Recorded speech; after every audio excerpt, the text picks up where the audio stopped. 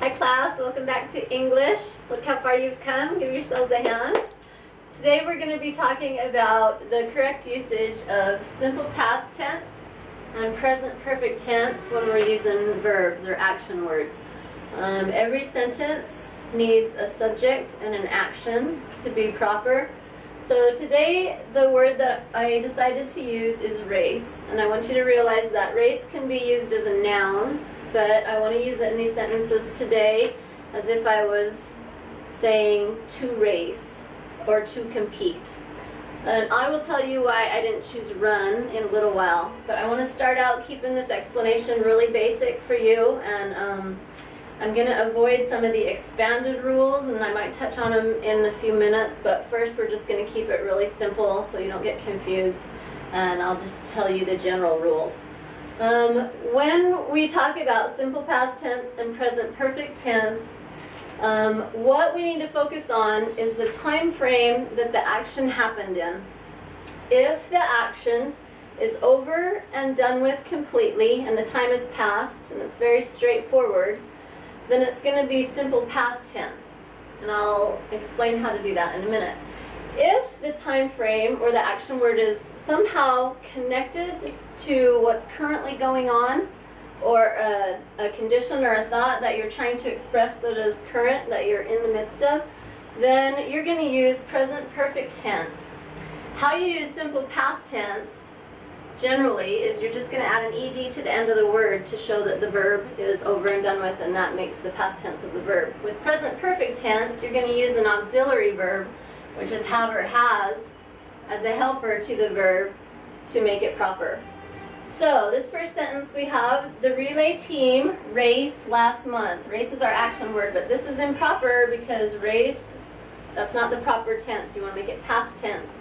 So remember, we're going to add an ed, but with words that end in e, actually all we need to add to that is a d. So we're going to do that. The relay team raced last month. Saw is over, race is over, last month is over. So that's simple past tense. Really easy. Okay, if we were going to say the relay team raced twice this year, that would not be quite correct either.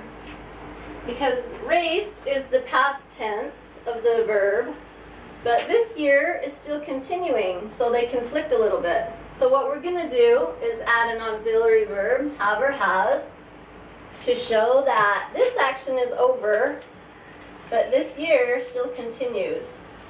So we're going to say has raced. The relay team has raced twice this year. So depending on whether your subject, relay team, is singular or plural is how you decide whether you're using has or have. Team, you think of a lot of people on a team, so you might think, wait a second, is that plural? But team, we're only talking about one team. So that's singular, and we're going to use has. The relay team has raced twice this year. Sometimes in a sentence, a present perfect tense verb phrase in a sentence, you're going to have cue words or signal words that let you know automatically that it is present perfect tense. And for instance, I could say, hopefully I'll find this. Okay, here it is. This would also be correct to say the relay team has raced twice already this year.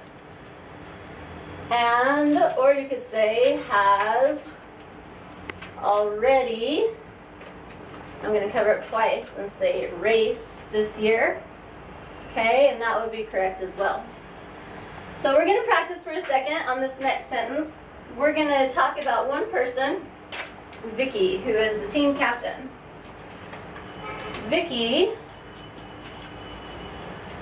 raced twice this week.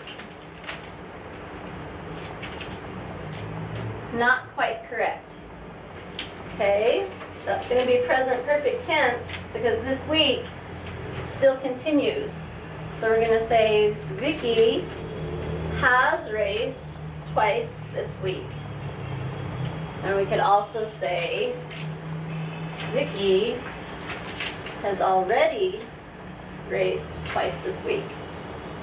Some other words that are cue words, like already, for instance, would be for, yet, never, ever, just, and since, just to give you an idea.